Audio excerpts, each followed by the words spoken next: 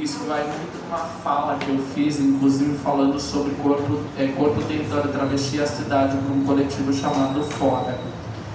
Que eu digo, nesse vídeo, que eles me faziam perguntas, as perguntas não aparecem, foram tiradas. Eles me faziam perguntas e eu respondendo no final, eles me perguntaram qual seria, como eu imaginaria uma cidade para o meu corpo. E eu falei, a primeira pergunta era que meus pais não tivessem vergonha, eu acho que a palavra é vergonha, de ter uma filha como eu. Porque, ainda que passe por vários outros lugares, acho que o principal era a vergonha, porque na memória das memórias que eu tenho e das memórias que me foram contadas, o meu pai era muito chacoteado por muitas pessoas por me ter como filha. E isso fez com que ele pensasse, uma das coisas que mais me arranca a humanidade ainda hoje é pensar que eu acessei o amor do meu pai até alguns anos e eu tive que negociar a minha humanidade com ele, do tipo, assumo a minha travestilidade para o mundo ou nego para ter o seu amor. Isso é, assim, um dos princípios que a gente vive enquanto uma travesti mais cruéis. Eu diria, tem uma crueldade, uma tortura muito grande. Porque existe um momento da minha vida e da nossa vida que nós compartilhamos de dor. Quando eu sento numa roda e eu ouço outra travesti, outra conta, a gente compartilha a mesma memória. E a mesma memória houve um momento que eu percebi que mesmo que meus pais me amassem, eles me violentavam para me fazer pensar que se eu deixasse de ser quem eu era, eu poderia ter o amor deles. E a partir do momento que eu percebo que eu tenho que escolher entre eu e eles, e eu me escolho, eu morro. Que vive uma tristeza imensa de estar em um país com ameaças concretas à democracia, que é isso que nós estamos vivendo hoje, e com uma pandemia que matou quase 600 mil pessoas, e isso é resultado, sobretudo, do descaso e perversidade, uma perversidade que é fascista do governo federal. A gente vive, né, um país que não é amável com sua gente, né, não é amável com sua diversidade, diferenças. Só fala aqui da Janaína e da Uma trazem isso de um modo muito potente pelas experiências delas. Não é amável com os corpos humanos e não humanos, né, que construíram esse país. Não é amável com suas terras e história, não é amável com sua memória e sua terra, né, com sua cultura e sua arte. Portanto, eu vejo assim que é um país que não é amável com seu futuro. Se existe demanda na rua por homens que procuram travestis, isso precisa ser repensado, correto? Por quê?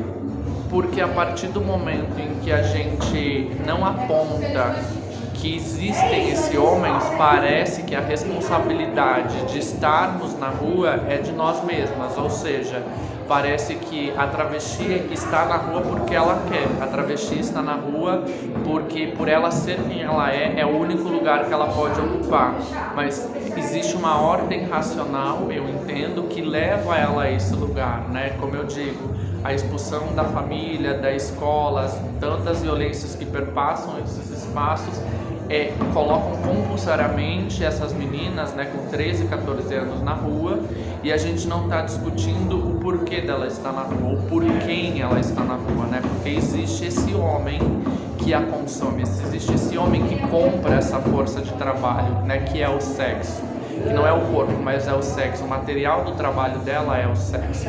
E a partir do momento que a gente não diz que existe esse homem, parece que toda a responsabilidade desse lugar é da própria condição da travesti, né? Por ela ser travesti, ela se prostitui. Parece que não existe diferença, né?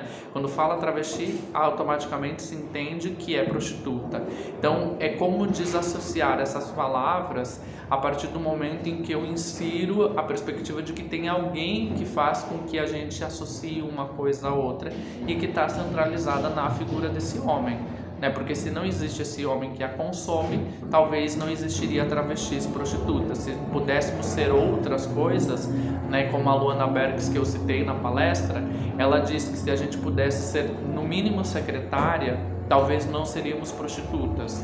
Então, se pensar os nossos corpos habitando outros espaços, talvez a travesti não seja associada à prostituição, a gente não faça esse link automático, talvez nas nossas cabeças, né? Como a gente discutia de memória. Quando eu falo travesti, evoca-se muitas coisas, e uma dessas coisas é a prostituição, e muitas dessas coisas, na sua grande maioria, são coisas negativas. E há muito que a cidade tem um amadurecimento para aceitar as travestis? Eu acho que tem uma perspectiva, como eu disse, né? Eu penso a cidade desde a família, da escola e do trabalho, porque são instituições que estão dentro da cidade, né? Se a gente for pensar assim, nesses territórios, sendo legislada por essas administrações todas, né? Vamos pensar o município, o estado, a nação, de cima para baixo, de baixo para cima. Mas eu acho importante que a gente reflita sobre a cidade, porque que cidade que não tem uma avenida, uma rua que é conhecida popularmente como uma avenida de prostituição travesti? Toda a média grande cidade tem, né? Sorocaba é General Carneiro, São Paulo, Indianápolis, e na sua cidade. Então, a partir do momento que a construção da memória espacial da travesti está associada a um lugar que é de prostituição, a gente tem uma responsabilidade de conseguir criar a ideia de que a travesti também possa estar em outros espaços, né? Então, a partir do momento que a gente talvez consiga ver essas meninas sendo aceitas nas suas famílias, nessas escolas e tendo outros trabalhos, talvez a gente comece a associar a travesti com outras realidades. Então é o que eu falei também, né? Eu gostaria de ver travesti em espaços comuns, ordinários e banais. Eu gostaria que talvez a minha mãe pudesse ir no supermercado e ser atendido por uma travesti. Eu gostaria que talvez o meu companheiro fosse no açougue e tivesse uma travesti no posto de gasolina, na escola, na farmácia, em espaços comuns que a gente não vê essas meninas. E principalmente à luz do dia, né? Vou repetir em minhas falas, aqui não, mas em alguns momentos eu já falei, né, desse bordão, não sei se você já ouviu, né, que é bota a cara no sol, Mona.